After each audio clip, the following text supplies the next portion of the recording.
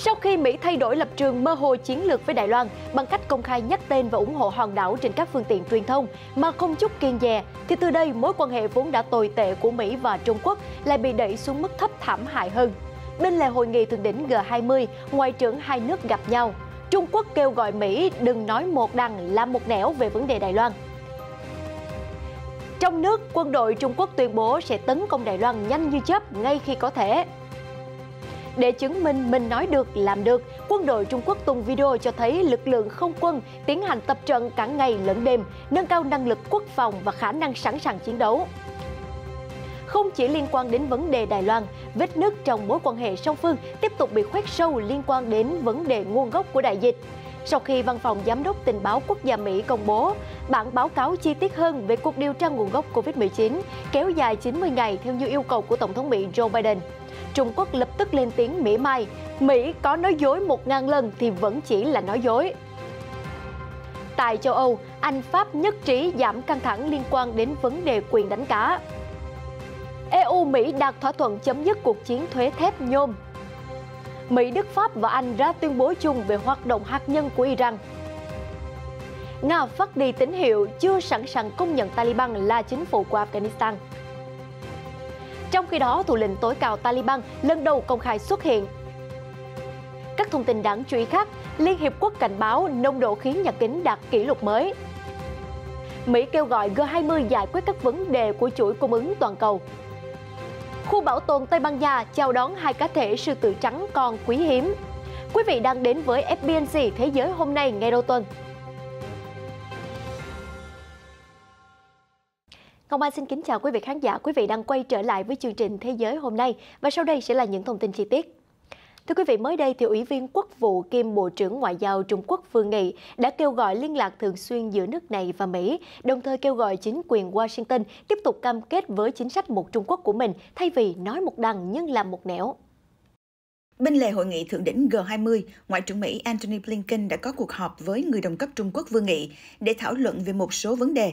Trong đó, ông Vương phản đối các chính sách đối ngoại sai lầm mà Mỹ đã áp dụng để chống lại Trung Quốc, lên án nước này vì chính sách ngoại giao vòng tròn nhỏ, gây áp lực lên nhiều quốc gia vừa và nhỏ với mục đích kiềm chế Trung Quốc. Động thái này đi ngược lại với lợi ích nhân dân của cả hai bên, đi ngược lại nguyện vọng của cộng đồng quốc tế và đi ngược lại xu thế phát triển của thời đại và Trung Quốc phản đối điều đó, theo ông Vương Nghị. Hơn 40 năm thiết lập quan hệ ngoại giao, Ngoại trưởng Trung Quốc cho rằng hai nước phải tôn trọng và đối xử bình đẳng với nhau. Ông Vương nói Trung Quốc và Mỹ được lợi từ hợp tác và thất bại khi đối đầu, đồng thời kêu gọi hai bên kiên quyết thực hiện đồng thuận mà lãnh đạo hai nước đã đạt được để tái khởi động đối thoại, tránh đối đầu để tạo điều kiện cho các cuộc trao đổi tiếp theo. Liên quan đến Đài Loan, vấn đề nhạy cảm nhất giữa hai nước lúc này, Ngoại trưởng Trung Quốc bác bỏ tuyên bố của Mỹ về việc Trung Quốc đang thay đổi hiện trạng ở eo biển, và ông Vương cho rằng các tuyên bố của Mỹ đang gây hiểu lầm nghiêm trọng cho cộng đồng quốc tế. Ông Vương nhắc lại tình hình thực sự của Đài Loan là chỉ có một Trung Quốc trên thế giới và Đài Loan là một phần của Trung Quốc, đồng thời cảnh báo rằng việc xử lý vấn đề sai lầm sẽ gây ra tác động lớn và ảnh hưởng chung đến quan hệ song phương.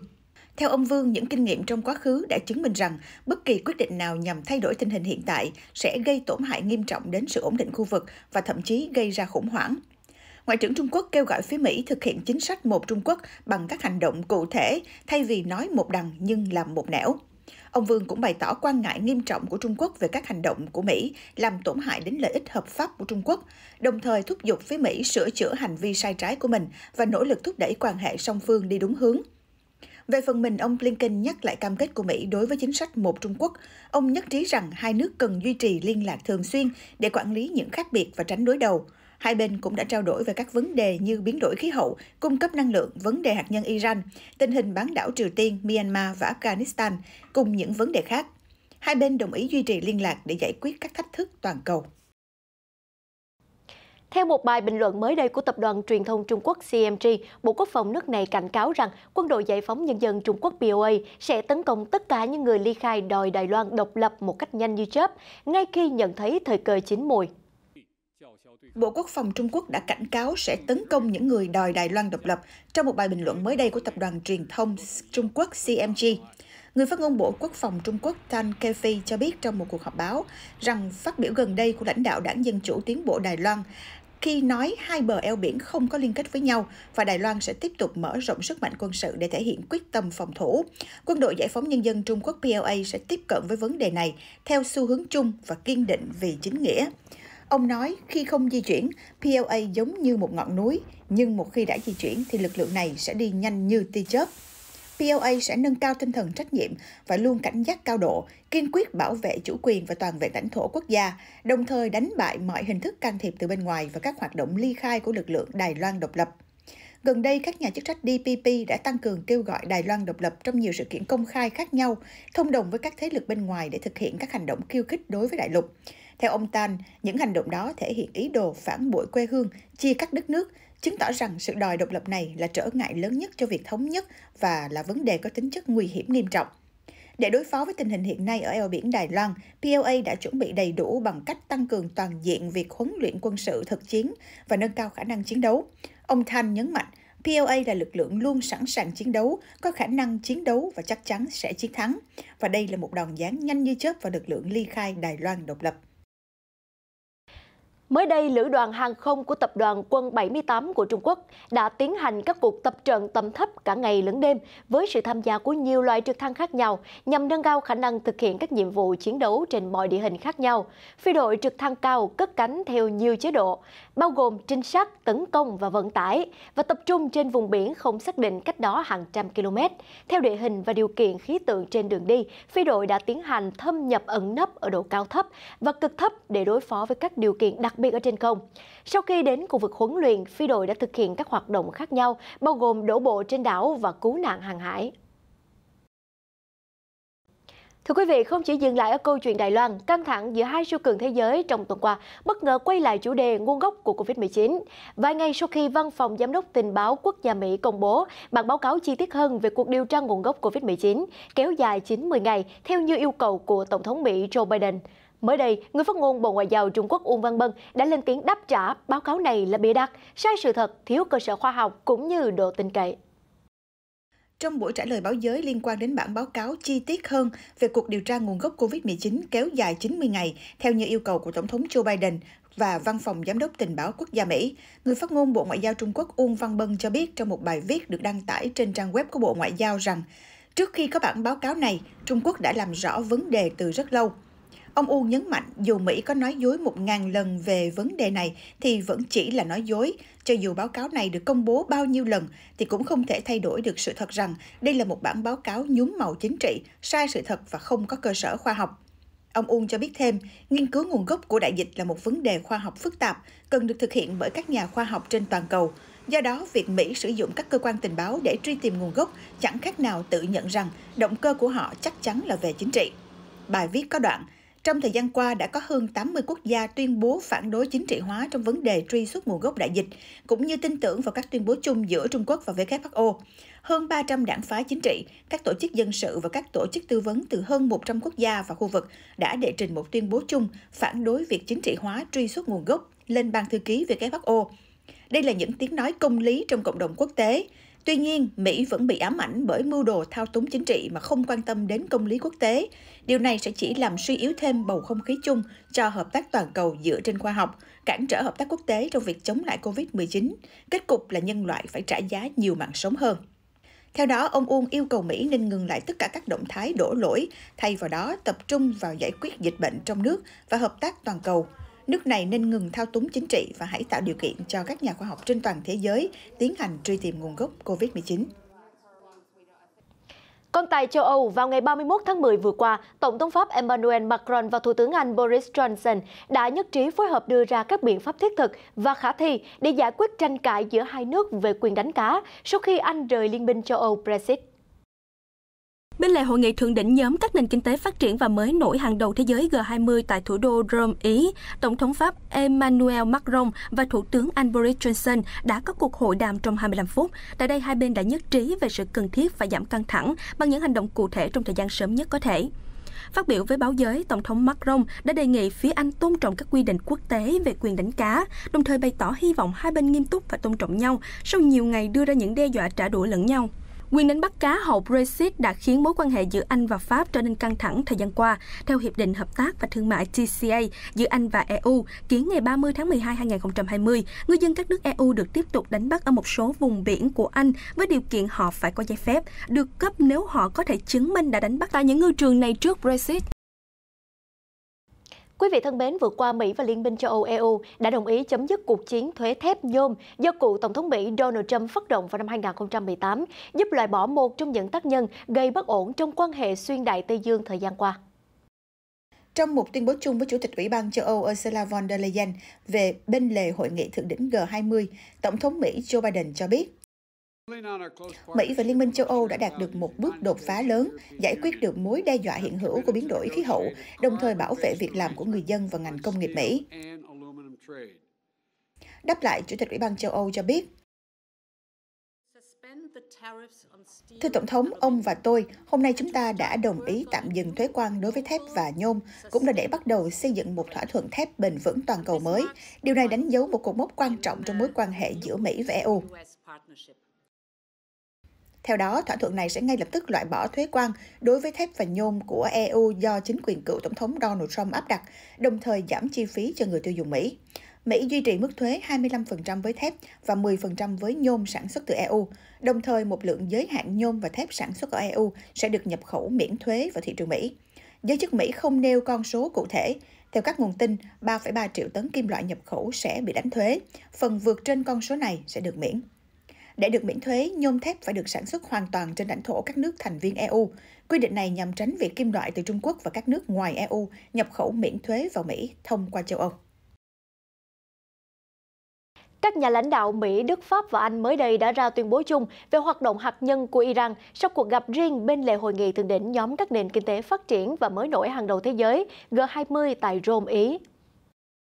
Nhà đàm phán hạt nhân của Iran mới đây cho biết các cuộc đàm phán của nước này với 6 cường quốc thế giới nhằm khôi phục thỏa thuận hạt nhân năm 2015 dự kiến sẽ được nối lại vào cuối tháng 11. Thủ tướng Đức Angela Merkel, Tổng thống Mỹ Joe Biden, Thủ tướng Anh Boris Johnson và Tổng thống Pháp Emmanuel Macron, những người đang tham dự hội nghị thượng đỉnh G20, đã có cuộc gặp riêng để thảo luận về vấn đề này. Sau đó, 4 nước ra tuyên bố chung như sau. Chúng tôi kêu gọi Tổng thống Ebrahim Raisi nắm bắt cơ hội này và hành động có thiện chí để các cuộc đàm phán có thể khẩn trương tìm ra kết quả. Đó là cách an toàn duy nhất để ngăn chặn sự leo thang nguy hiểm. Điều sẽ không có lợi cho bất kỳ quốc gia nào. 4 nhà lãnh đạo cũng nhất trí rằng Iran cần phải hợp tác với hoạt động giám sát của Cơ quan Năng lượng Nguyên tử Quốc tế IAEA để tạo điều kiện cho khả năng Mỹ quay lại JCPOA. Các nhà lãnh đạo cũng khẳng định quyết tâm đảm bảo rằng Iran không bao giờ có thể phát triển hoặc có được vũ khí hạt nhân. Một quan chức cấp cao của chính quyền Mỹ nói với các phóng viên rằng cuộc gặp là sáng kiến của bà Merkel và sẽ tạo ra cơ hội cho các nhà lãnh đạo thảo luận về chủ đề này trước giai đoạn quan trọng sắp tới. Quan chức này cho biết đây sẽ là một cơ hội tốt để thăm dò ý định của các nước, chuẩn bị bước vào một giai đoạn thực sự quan trọng của vấn đề này. Vào tháng 4, Iran và 6 cường quốc bắt đầu thảo luận về các cách để cứu vãn hiệp ước năm 2015 mà cựu Tổng thống Mỹ Donald Trump đã từ bỏ cách đây 3 năm. Thưa quý vị, vào ngày 31 tháng 10 vừa qua, đặc phái viên Liên Hiệp Quốc tại Sudan, ông Volker Perthes đã thảo luận với Thủ tướng nước này là ông Abdallah Hamdok về các phương án hòa giải cũng như đưa ra những hướng đi tiếp theo cho con đường phía trước của Sudan. Trên Twitter, đặc phái viên Liên Hiệp Quốc tại Sudan, ông Volker Perthes cho biết ông đã có cuộc thảo luận với Thủ tướng nước này, ông Abdallah Hamdok, để đưa ra các phương án hòa giải. Ông Perthes cho biết thêm rằng Thủ tướng đang ở tư dinh và trong tình trạng sức khỏe tốt, nhưng vẫn bị quản thúc tại gia. Trước đó, ngày 30 tháng 10, hàng chục nghìn người biểu tình đã đổ ra các đường phố ở thủ đô Khartoum để phản đối cuộc đảo chính quân sự tại Sudan. Theo Ủy ban Trung ương Bác sĩ Sudan CCSD, có 3 người biểu tình đã thiệt mạng do trúng đạn và 110 người bị thương. Theo đó, tổng cộng đã có 11 người thiệt mạng kể từ khi xảy ra làn sóng biểu tình này. Lực lượng cảnh sát khẳng định không sử dụng đạn thật trấn áp người biểu tình, song buộc phải sử dụng hơi cay sau khi có một số người biểu tình quá khích tấn công cả cảnh sát. Và mới đây, thì Đại sứ Nga tại Liên Hiệp Quốc ông Vasily Nebenzia cho biết hiện chưa có ai vội vàng công nhận Taliban là chính phủ của Afghanistan, nhằm phát đi tín hiệu rằng Moscow vẫn chưa sẵn sàng cho phép lực lượng Taliban đại diện cho quốc gia Nam Á này tại Liên Hiệp Quốc. Đại sứ Nga tại Liên Hiệp Quốc, ông Vasily Nebenzia cho biết các lệnh trừng phạt đơn phương của Liên Hiệp Quốc và các thủ lĩnh Taliban sẽ phải được giải quyết nhưng có lẽ không phải ngay lập tức. Ông Nebenzia nói với các phóng viên câu hỏi về sự công nhận chính quyền Taliban sẽ nảy sinh khi cộng đồng quốc tế chắc chắn rằng những lời hứa và cam kết của lực lượng này sẽ được thực hiện. Liên Hợp Quốc đang xem xét các tuyên bố về việc ai sẽ đại diện cho Afghanistan tại cơ quan này. Taliban sẽ đề cử ông Sohan Shaheen, phát ngôn viên của nhóm thường trú ở Doha, Qatar cho vị trí này. Cho đến lúc đó, thì theo quy định của Liên Hợp Quốc, ông Ghulam Isaaqzai sẽ vẫn là đại sứ của Afghanistan tại cơ quan toàn cầu này. Trong khi đó, theo hãng tin Reuters, thủ lĩnh tối cao của lực lượng Taliban, Haibatullah Akhundzada, đã xuất hiện lần đầu tiên trước truyền thông tại một cuộc họp ở thành phố Kandahar ở Afghanistan. Ở trường Hồi giáo nổi tiếng Darul Uloom Zakimar thuộc thành phố Kandahar, Afghanistan, ông Haibatullah Akhundzada đã có bài phát biểu và trò chuyện cùng những người ủng hộ binh lính Taliban trong 10 phút hôm 30 tháng 10 vừa qua. Theo nguồn tin, an ninh được siết chặt tại sự kiện và không có bất kỳ hình ảnh hay video được công bố. Ngoài đoạn ghi âm bài phát biểu của ông Akhundzada được đăng tải trên mạng xã hội của Taliban, đây là lần đầu tiên thủ lĩnh tối cao Taliban xuất hiện công khai. Nơi ở của ông Akhundzada cũng luôn được giữ bí mật. Nhiều người cho rằng vị chỉ huy này đã ở thành phố Kandahar kể từ khi Taliban trở lại cai trị Afghanistan hồi tháng 8. Ông Akhundzada trở thành thủ lĩnh Taliban năm 2016. Những thông tin về ông rất hạn chế, hoạt động công khai của ông phần lớn là việc đưa ra thông điệp trong các ngày lễ Hồi giáo. Cũng chính vì sự kín tiếng này mà có nhiều thông tin đồn đoán về vai trò của ông trong chính phủ mới tại Afghanistan, thậm chí có tin tức cho rằng thủ lĩnh Taliban đã chết. Kính thưa quý vị, cuộc sống của người dân Afghanistan không những đang chìm sâu trong nghèo đói vì khủng hoảng kinh tế, mà còn trở nên tàn khốc hơn khi mùa đông sắp đến.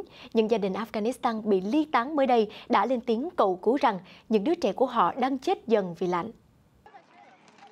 Trong những ngôi lều dựng tạm bợ tại thủ đô Kabul, Afghanistan, những người dân phải đi sơ tán vì xung đột bạo lực đã và đang phải chật vật với cảnh thiếu thốn thức ăn, nước uống cũng như nhiều mối nguy khác, đặc biệt là cái lạnh giá của mùa đông. Cho đến nay, khoảng 4 đến 5 đứa trẻ được sinh ra ở đây, chúng đã chết sau đó vì lạnh. Hôm qua, một người đàn ông lớn tuổi và một đứa trẻ đang trên đường kiếm tiền mua thức ăn cũng bị tai nạn xe hơi và đều tử vong. Chúng tôi đang sống trong tình cảnh vô cùng khó khăn. Mặc dù nhiều khoản viện trợ nhân đạo từ các quốc gia và tổ chức quốc tế đã bắt đầu được bơm vào Afghanistan sau những cảnh báo nước này có khả năng rơi vào nạn đói thảm khốc trong mùa đông tới, nhưng đến nay không có khoản viện trợ nào đến tay nhóm người tị nạn này. Con tôi chào đời đã được 1 tháng rưỡi, chúng tôi vẫn chưa nhận được sự giúp đỡ nào. Chúng tôi rất cần được trợ giúp. Theo thống kê từ Cao ủy Liên Hợp Quốc về người tị nạn UNHCR, ước tính có khoảng 50.000 người từ các tỉnh khác nhau đã phải di tản đến thủ đô Kabul vì các cuộc xung đột trong thời gian gần đây. Trong khi đó, hơn 18 triệu người Afghanistan, tức một nửa dân số nước này, đang cần viện trợ nhân đạo. Chuyển sang một số thông tin về môi trường. Thưa quý vị, theo Tổ chức Khí tượng Thế giới WMO, cơ quan nghiên cứu thời tiết của Liên Hiệp Quốc, nồng độ khí nhà kính trong bầu khí quyển vẫn ở mức kỷ lục khiến cho hành tinh của chúng ta rơi vào quỹ đạo nóng lên ngày càng nguy hiểm. Phát biểu tại một cuộc họp báo tại COP26 ở Glasgow hôm Chủ nhật 31 tháng 10, Tổng thư ký WMO, giáo sư Petteri Talas cho biết, 7 năm qua, thế giới đang ngày càng ấm lên. Cụ thể, ông nói bất chấp việc năm 2020 vừa qua, nhiều khu vực trên thế giới bị phong tỏa, thế nhưng mà nồng độ khí nhà kính cũng không vì thế mà giảm đi, thậm chí là còn phá kỷ lục. Theo báo cáo tạm thời của WMO về khí hậu toàn cầu 2021, dựa trên dữ liệu của 9 tháng đầu năm 2021, cũng cảnh báo rằng mực nước biển toàn cầu đã tăng nhanh kể từ năm 2013 lên mức cao mới vào năm 2021. Nguyên nhân là do sự ấm lên và axit hóa đại dương. Trong hội nghị thượng đỉnh G20 vừa qua, Tổng thống Mỹ Joe Biden đã kêu gọi các nhà lãnh đạo thế giới hoạt động để giải quyết các vấn đề của chuỗi cung ứng và ngăn chặn các vấn đề tương tự như vậy xảy ra trong tương lai. Cụ thể, ông phát biểu, chúng ta phải hành động ngay bây giờ, hãy phối hợp với các đối tác để giảm bớt những tồn đọng mà thế giới đang phải đối mặt. Chúng ta phải ngăn chặn điều này tái diễn ở trong tương lai. Vấn đề chuỗi cung ứng đang tác động đến dòng chảy thương mại toàn cầu và nó khiến cho chúng ta khó mà quay lại các hoạt động kinh doanh bình thường. Theo một tuyên bố của Nhà Trắng, ông Biden cùng với các nhà lãnh đạo của 14 quốc gia khác và Liên minh châu Âu đã nhất trí thúc đẩy hợp tác quốc tế nhiều hơn về sự gián đoạn chuỗi cung ứng trong thời gian tới. Các nhà lãnh đạo cũng có kế hoạch củng cố và đa dạng hóa toàn bộ hệ sinh thái chuỗi cung ứng, từ việc phụ thuộc vào một số nguyên liệu thô để sản xuất đến vận chuyển và phân phối. Thưa quý vị, trước thềm hội nghị về biến đổi khí hậu của Liên Hiệp Quốc COP26, giới chức New Zealand đã đưa ra cam kết rằng vào năm 2030, nước này sẽ giảm 50% lượng khí thải ròng so với mức của năm 2005. Hôm 30 tháng 10, một ngày trước khi hội nghị lần thứ 26 các bên tham gia Công ước Khung của Liên Hợp Quốc về biến đổi khí hậu COP26, Thủ tướng New Zealand Jacinda Ardern cùng Bộ trưởng Biến đổi khí hậu New Zealand James Shaw đã đưa ra một tuyên bố chung về mục tiêu mới trong việc cắt giảm lượng khí thải. Qua đó, nước này cam kết tăng mức cắt giảm lên mức 50%, cao hơn đáng kể so với mục tiêu được đặt ra vào năm 2015 là 39%. Bên cạnh đó, Thủ tướng Ardern còn tái khẳng định rằng biến đổi khí hậu chính là một trong những ưu tiên hàng đầu của chính phủ New Zealand vì nó đang đe dọa đến nền kinh tế, môi trường cũng như cuộc sống hàng ngày của tất cả người dân nước này. Thưa quý vị, Giáo hoàng Francis hôm Chủ nhật 31 tháng 10 đã kêu gọi các nhà lãnh đạo thế giới tham dự hội nghị thượng đỉnh về biến đổi khí hậu của Liên Hiệp Quốc tại Glasgow COP26. Hãy nghe tiếng khóc của trái đất và người nghèo. Đức Giáo hoàng Francis, người đã coi việc bảo vệ môi trường trở thành kế hoạch quan trọng trong nhiệm kỳ của mình, đã có bài phát biểu tại quảng trường Thánh Peter. Hôm nay tại Glasgow, Scotland, hội nghị thượng đỉnh về biến đổi khí hậu của Liên Hiệp Quốc COP26 bắt đầu. Chúng tôi cầu nguyện rằng tiếng khóc của trái đất và người nghèo sẽ được lắng nghe và cuộc họp này sẽ có những phản ứng hiệu quả, mang đến hy vọng thật sự cho các thế hệ trong tương lai. Ông cầu nguyện cho Việt Nam, nơi đang có mưa lớn kéo dài, gây ra lũ lụt trên diện rộng ở một số vùng của đất nước, giết chết ít nhất một người, với hàng nghìn người phải sơ tán và nhiều trận mưa như trút nước vẫn đang đe dọa đến tính mạng và sinh kế của người dân. Ông cũng yêu cầu các tín hữu cầu nguyện cho Haiti, nơi các trạm xăng vẫn khô cạn khi các băng đảng chặn lối vào các cảng có kho chứa nhiên liệu, và trong băng đảng chính của đất nước yêu cầu Thủ tướng Ariel Henry từ chức. Tình trạng thiếu nhiên liệu kéo dài nhiều ngày khiến người dân Haiti gặp khó khăn khi vận chuyển và buộc phải đóng cửa một số doanh nghiệp. Các bệnh viện nơi dựa vào máy phát điện diesel để đảm bảo điện cũng có thể bị đóng cửa do tình trạng này. Chuyển sang các thông tin đáng chú ý khác, tại Mỹ vào ngày 31 tháng 10, thư ký báo chí Nhà Trắng Jen Psaki xác nhận bà đã có kết quả dương tính với COVID-19 sau khi quyết định không tham gia chuyến công du châu Âu cùng Tổng thống Joe Biden do nhiều thành viên trong gia đình bà mắc bệnh. Tuyên bố của bà Psaki cho biết kết quả xét nghiệm của bà đã trở thành dương tính trong ngày 31 tháng 10, dù đã nhiều lần cho kết quả âm tính trong tuần qua.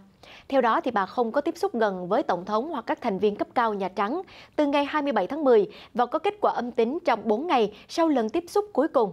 Bà cũng cho biết lần cuối cùng gặp Tổng thống Biden là vào ngày 26 tháng 10, đứng cách xa và đeo khẩu trang. Thư ký báo chí Nhà Trắng cho biết mình chỉ có triệu chứng nhẹ vì đã tiêm vaccine và sẽ làm việc ở nhà. Ngoài ra, bà sẽ cách ly trong 10 ngày trước khi tiến hành xét nghiệm để trở lại công việc. Quý vị thân mến, bóng đá Argentina đang tổ chức các hoạt động kỷ niệm ngày sinh của huyền thoại vĩ đại Diego Maradona, người đã qua đời vào năm ngoái. Trong khoảng thời gian này, mọi trận đấu trên khắp đất nước sẽ thực hiện nghi thức tưởng niệm, trong khi người hâm mộ và các cầu thủ sẽ mặc đồng phục in hình Maradona.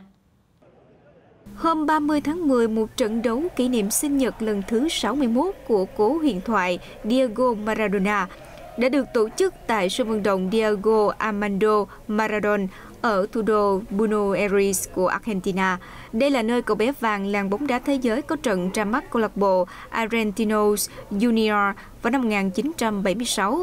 Trận đấu tưởng niệm này quy tụ nhiều đồng đội cũ của Maradona và được mở cửa miễn phí cho người hâm mộ đến gửi lời chúc mừng đến huyền thoại quá cố.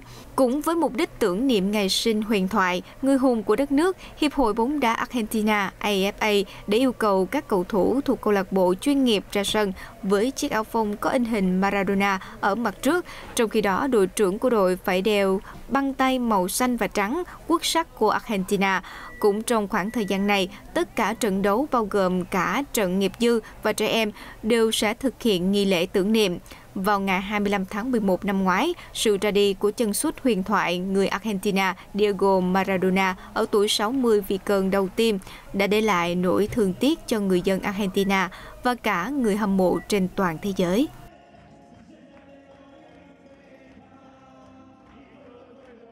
Cựu Tổng thống Mỹ Donald Trump cùng vợ là bà Melania mới đây đã được nhìn thấy xuất hiện tại một trận đấu bóng chày ở thành phố Atlanta, Mỹ vào cuối tuần qua. Trên khán đài của trận đấu bóng chày giữa Atlanta Braves và Houston Astros, trong khuôn khổ giải World Series, hôm 30 tháng 10, ông Donald Trump thoải mái theo động tác Tomahawk Chop. Cùng người hâm mộ tại đây, bà Melania cũng xuất hiện với vẻ ngoài vui vẻ bên cạnh chồng. Một số đồng minh chính trị gồm ứng viên thượng nghị sĩ cũng đến xem cùng cựu Tổng thống Mỹ. Trong một email thông báo với người hâm mộ về lần xuất hiện này, ông Trump viết rằng tôi và vợ rất háo hức mong chờ được tham dự giải đấu bóng chày World Series tại thành phố Atlanta tối nay. Cảm ơn giám đốc điều hành giải đấu Rob Maffes vì lời mời. Thế nhưng, ban tổ chức sau đó đã phủ nhận về việc gửi lời mời đến cựu Tổng thống Mỹ. Bên cạnh đó, ông Trump cũng gây nhiều tranh cãi khi thực hiện Tomahawk Chop. Đây là động tác cổ vũ truyền thống của cổ động viên đội Atlanta Braves, nhưng là bị người Mỹ bản địa xem là hành động phân biệt chủng tộc và xúc phạm văn hóa di sản của họ. Thưa quý vị, Olympic Bia đang diễn ra tại thủ đô Brussels của Bỉ. Trong khi khách có thể đến thưởng thức bia thoải mái vui vẻ, thì những người trong ban hội thẩm phải thật tập trung để có thể tìm ra ứng cử viên cho ngôi vị loại bia ngon nhất. Đây là cuộc thi thử thách bia Brussels, nơi quy tụ 1.800 loại bia, cùng một hội đồng đánh giá gồm 75 chuyên gia quốc tế, được đánh giá một trong những cuộc thi quan trọng nhất ngành bia. Sự kiện này được ví như Thế vận hội Olympic dành cho bia. Bia là các vận động viên, những người đánh giá bia cũng vậy, họ phải nếm khoảng 40 loại bia mỗi ngày để có thể tìm được những hương vị thơm ngon và hấp dẫn nhất. Các thành viên trong ban hội đồng phải thực sự tập trung. Họ cho biết buổi sáng là khoảng thời gian phù hợp nhất trong ngày để đánh giá bia, vì hương vị bia không bị ảnh hưởng và tâm trí của họ cũng được thư giãn. Thử thách bia Brussels bước sang năm thứ 10 với số lượng các loại bia tham gia lần này nhiều gấp tới 4 lần so với lần đầu tiên được tổ chức. Điều này đồng nghĩa rằng cuộc đua giành giải thưởng đang trở nên vô cùng khốc liệt. Hai chú sư tử trắng tuyệt đẹp, một nam và một nữ vừa chào đời tại một khu bảo tồn ở miền Nam Tây Ban Nha. Hai cá thể đã được đưa tới phòng chăm sóc đặc biệt để các nhân viên có thể nuôi nấng, chăm sóc và theo dõi. Đây là hai con sư tử trắng mới được sinh ra ở khu bảo tồn động vật ở miền Nam Tây Ban Nha. Sau 5 ngày chào đời, chúng được chuyển đến một căn phòng đặc biệt để được hỗ trợ dinh dưỡng. Cha mẹ của chúng đều là những con sư tử châu Phi thông thường, vì vậy sự xuất hiện của chúng khiến chúng tôi vô cùng bất ngờ. Chúng là viên ngọc quý và sẽ mang lại may mắn cho chúng tôi. Theo Tổ chức Bảo vệ Sư tử trắng toàn cầu, những con vật này không phải bị bệnh bạch tạng mà là do tình trạng khiếm khuyết tế bào sắc tố. Con sư tử trắng hoang dã đầu tiên được phát hiện vào năm 1938, nhưng phải đến năm 1970 mới chính thức được ghi nhận. Theo thống kê, hiện có khoảng 13 con sư tử trắng trong môi trường hoang dã ở Nam Phi và khoảng 300 cá thể đang trong điều kiện nuôi nhốt trên thế giới. Thông tin thú vị vừa rồi cũng đã kết thúc bản tin thế giới hôm nay ngày đầu tuần. Ngọc Mai xin kính chúc quý vị sẽ có một tuần làm việc thật là nhiều năng lượng và xin hẹn gặp lại quý vị trong những chương trình tiếp theo được phát sóng trên các nền tảng của FPNC.